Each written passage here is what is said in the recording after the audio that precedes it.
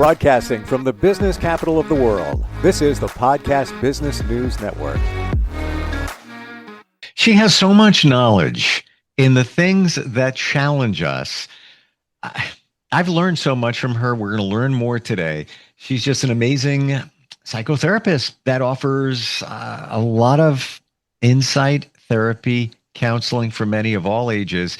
We center today on who are you? Now, we started last time we got together defining who are you? Like, seriously, ask that question. Do you have a definition of who you are? Maybe that definition is skewed because of other people. Have you lost yourself? Mm-hmm. And did that take place at the hands of somebody else? Maybe in a relationship, and all of a sudden you find your individuality has just disappeared. We're going to look at that today with her help, and a lot of insight coming from her. Once again, Susie Engel back on the program. How are you doing today? I'm great, Steve. How are you? Loving these conversations. There's so many things that come up that is relatable for many of us, and certainly a fundamental question: who are you? Like, if you walked up to 100 people and said, "Tell me who you are. Who are you?" Yeah. You get all different answers, and I believe a lot of those answers would be what they want us to believe they are, or they'll center on their job. Oh, I'm a auto mechanic or a bookkeeper or whatever it is. Yeah, okay, that's a part of you, but that's not who you are, right? And it's interesting because we've had a few discussions throughout our times together. And what happens if we just said, "I'm Susan Engel"? You know, when somebody says, "Who are you?" I'm Susie. I'm Susan Engel. You know, I love being able to just say that and allow in a relationship to allow somebody to get to know me and allow myself to be me. There was a skit. I'm trying to remember who did it on Saturday Night Live, where I can't think of who it was, but they would deliver the news of the day, and they would say, and I can't think of the actor, "I'm so and so, and you're not." I was done. It's like, it makes sense. You're not. There's only one of us. Right. I'm sure in your work, you talk to a lot of people that describe that they have essentially lost themselves.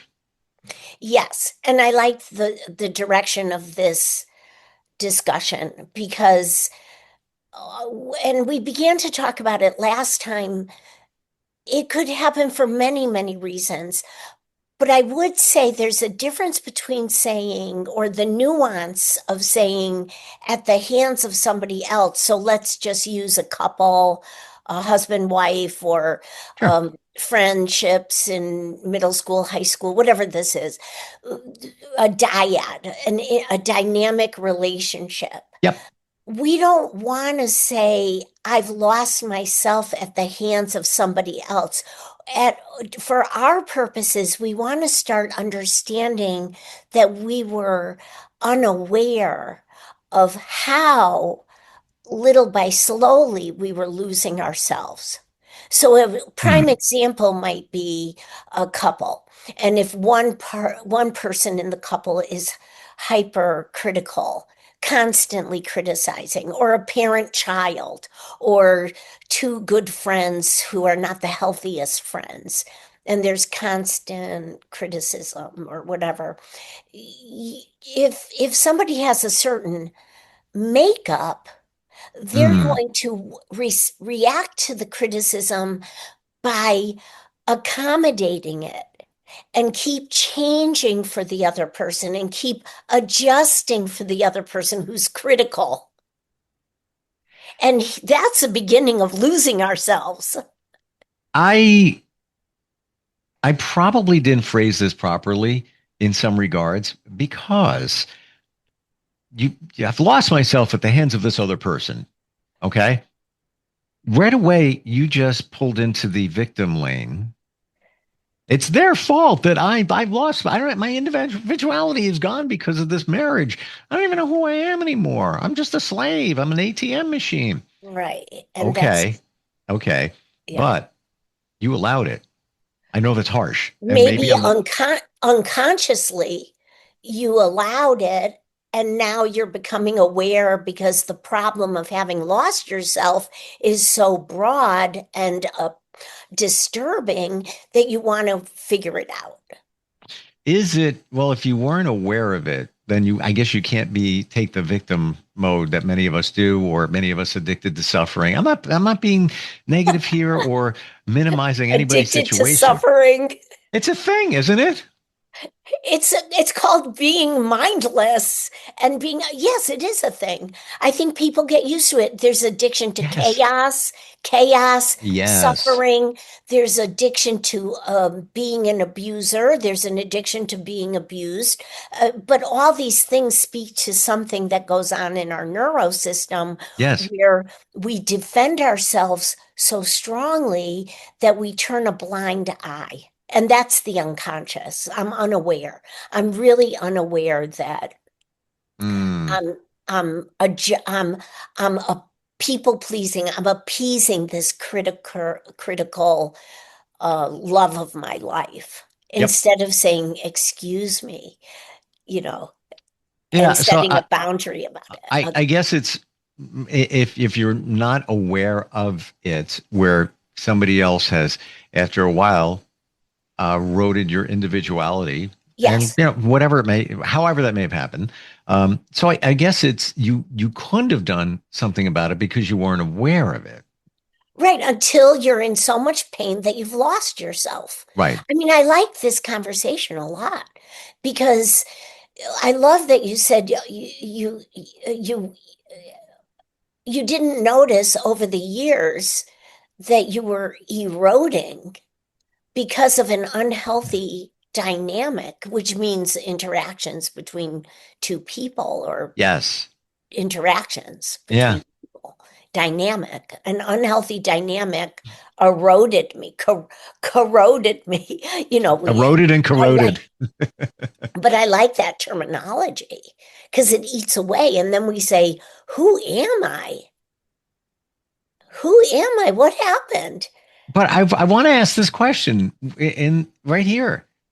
Is it your fault that you lost yourself? Now, short of abuse, if the other person is a narcissist or there's something going on there, I'm going to put that over here. That's a different situation. But just in the throw of a relationship, 5-10 years go by, you're in a marriage, and now you oh my gosh, who am I? I'm not the same person. I don't know who I am. I feel like a robot in this marriage and my life and everything. Yeah. Is it your fault? That's what you asked. Yeah. No, not until you do enough work to say, oh, I see. I developed this ability to be a people pleaser. I developed this strength in me to adjust to other people's criticisms of me. I've developed insecurity about me to appease other people, and it never satisfies. And it served a purpose up until a point.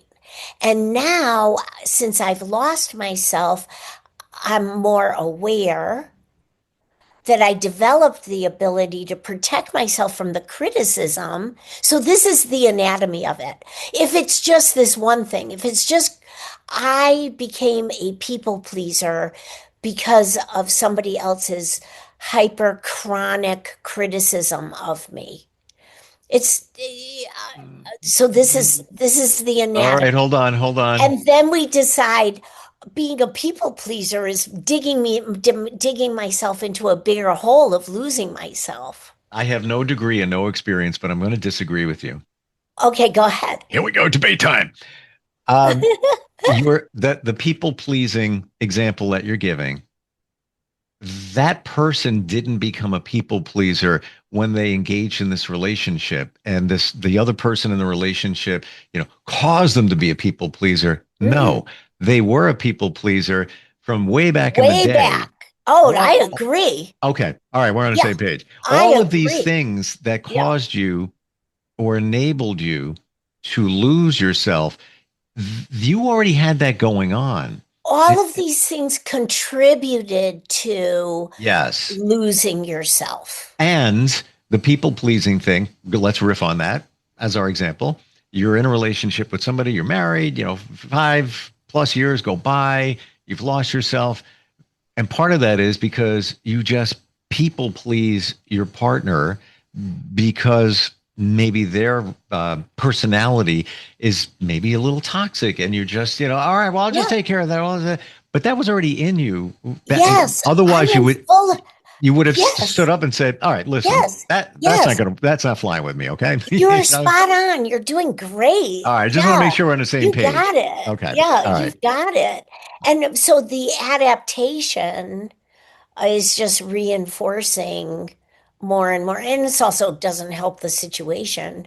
And if somebody doesn't lose themselves, they feel they're 2 feet on the ground, they feel secure about themselves, and they say, this is not the quality of life that I've set out to live.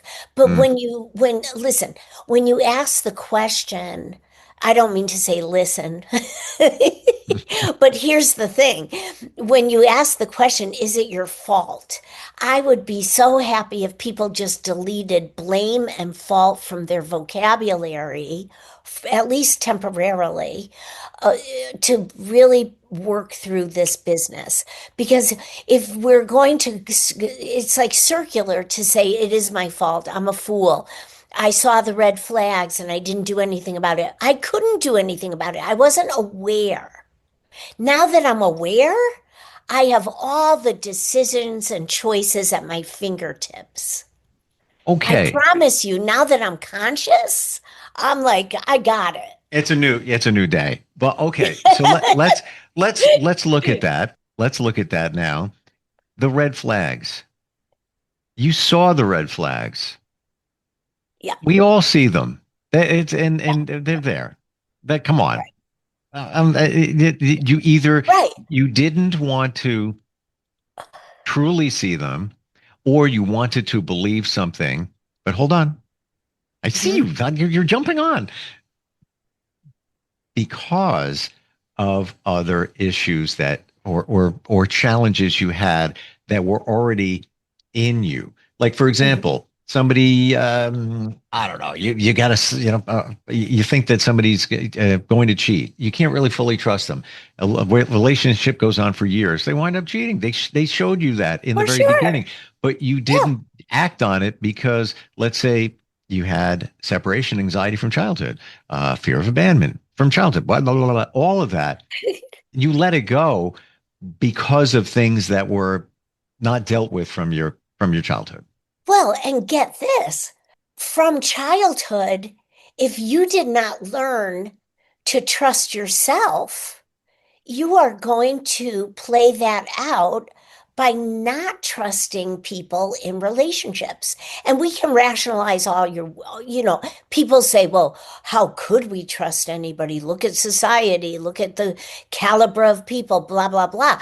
That is not the truth. If we grow up in an atmosphere, and I think it's somewhat rare, that we are brought up to trust ourselves, even if we fail, even if we make mistakes, then we're not blaming ourselves for the rest of our lives, and we're not looking at ourselves as losers.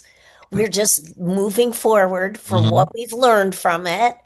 And we're still whole and restored, whole, then we can trust other people. But if we have the foundation of distrust, it plays out just the way you've described it. It happens to everybody. They get cheated on. They find a lover who isn't faithful. I mean, it's like there's a specialist, Roth Rosenberg, and he has this whole beautiful paradigm of human magnets, how predators can pick up on prey in human relationships. And I love how he teaches the world how to recover with self-love.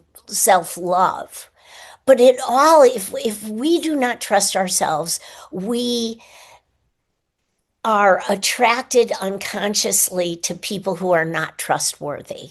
Mm-hmm. If And we trust ourselves, we wouldn't go near anybody who's not trustworthy. a We don't hundred like million them. percent. They're like, yuck, This like, is write it in the yuck. sky. This is it. This is it. Yes. You've Yeah. and I never Yeah. saw it that way until you said it. If we all learned from even childhood to fully trust ourselves, life would be amazingly different. Ooh, we wouldn't be threatened. We wouldn't be reactive. We wouldn't lose ourselves because No. and you brought up something before, and thank you for holding me back from interrupting you. But the way you phrased it is a lot of times people lose themselves because they're in this familiar situation. I mean, today we're just talking really about people who are overly critical, or they could be narcissistic. We don't have to nix all that. They could be abusive. All these things are playing a part. But even if it's not to that extreme, the type of person who's going to lose themselves is also fear-based.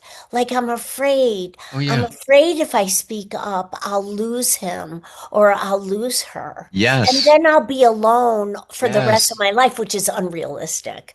I mean, But you but don't that's fear. if you're But there it feels real. from your childhood, that fear and that could even It's come real. from you're 7 years old and yet your best friend flat leaves you. Haven't said that in a long time on the playground. We're not friends anymore, and walks away. And Yes. talk about trauma. I'm alone. I don't have any, that was my only friend. Now they're gone, and now that's in you, and now you have a fear of others doing that. So now you're going to Yes. do whatever you can do Yes. and compromise yourself, i.e., eventually lose yourself to make sure that doesn't Beautiful. happen with the other person. But Yeah. back to the fundamental thing here is, and it's so true, and you said it, and it's just, if you trust yourself, this Right. stuff wouldn't happen. You won't be afraid. And also, let's think of what is adaptive, whether you're 7 years old or 70 years old. If you have a person in your life who processes this, I remember being like 3.5 years old, and there were two other girls in the neighborhood, very nice. We were friends, and then the rest were all boys, and they were so wonderful. The great neighborhood, right?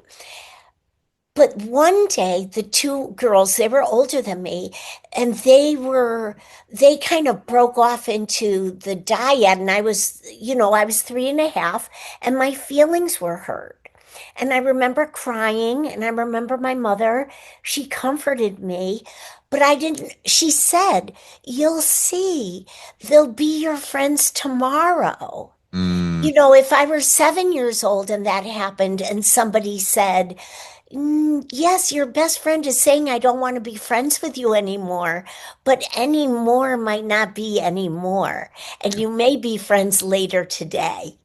If people just spoke like that, we would all recover in the moment. but if you trusted yourself, you'd be like, well, not as a child, that's tough, but later in life, but it comes from Yes. childhood. If, somebody leaves you in adulthood, it's just like, yeah, ow, that hurt, rip the Band-Aid off, that stung. All right, well, moving forward now, it's because you've got the best person in your life that will always take care of you better than anybody. They know you more than anybody, and that's you. Yes, absolutely. But if we lose ourselves, Yeah, then if we're in enough pain or misery or totally. confusion, then we come to these types of conversations that you and I are having today. Yeah. And it's wonderful. Then we find ourselves. Yeah, But for it's all those good. looking, and it's a journey, but those looking for answers of how not to lose yourself or find yourself again, it's the trust thing. I really believe, like, once you have that full trust in yourself, like, Yeah. I can pull it off. I can get over that. I can pilot through challenges in life. You're I going to have be the in a capacity to tolerate this yeah, and not lose myself or not be broken by it. yeah. I mean, it's really a wonderful thing. This has been a very exciting conversation. It's the truth, though. That's what I learned. That's what I learned over years. That's where, I've lost myself. I found myself. Yes. And I think that most of us have. Sometimes it takes 3/4 of your life to figure that out. That's okay. That's not a shaming thing. Not at all.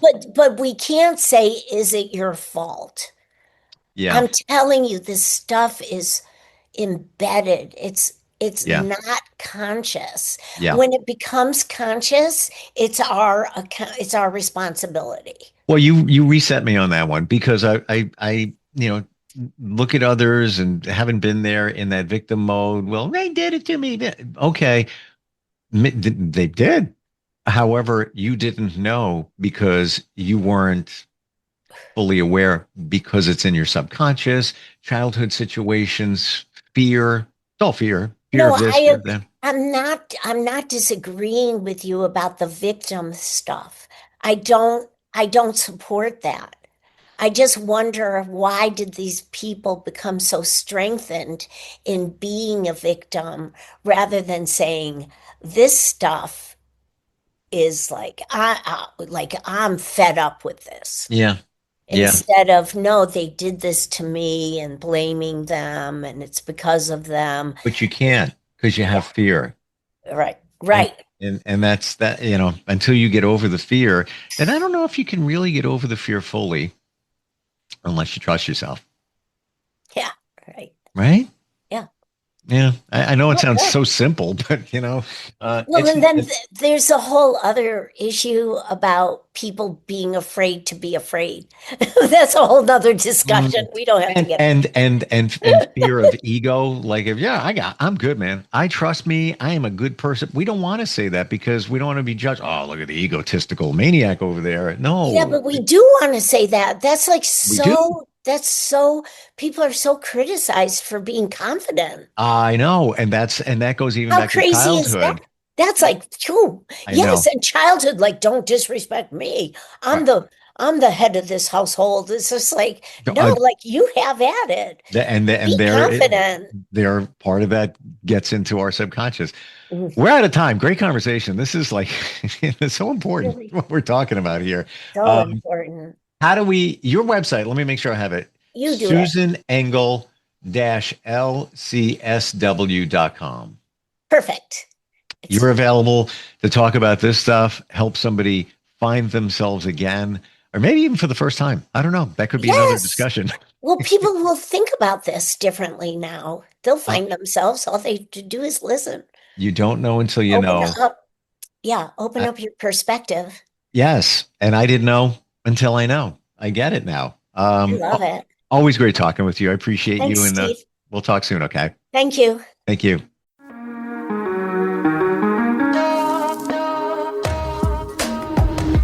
Broadcasting from the business capital of the world, this is the Podcast Business News Network.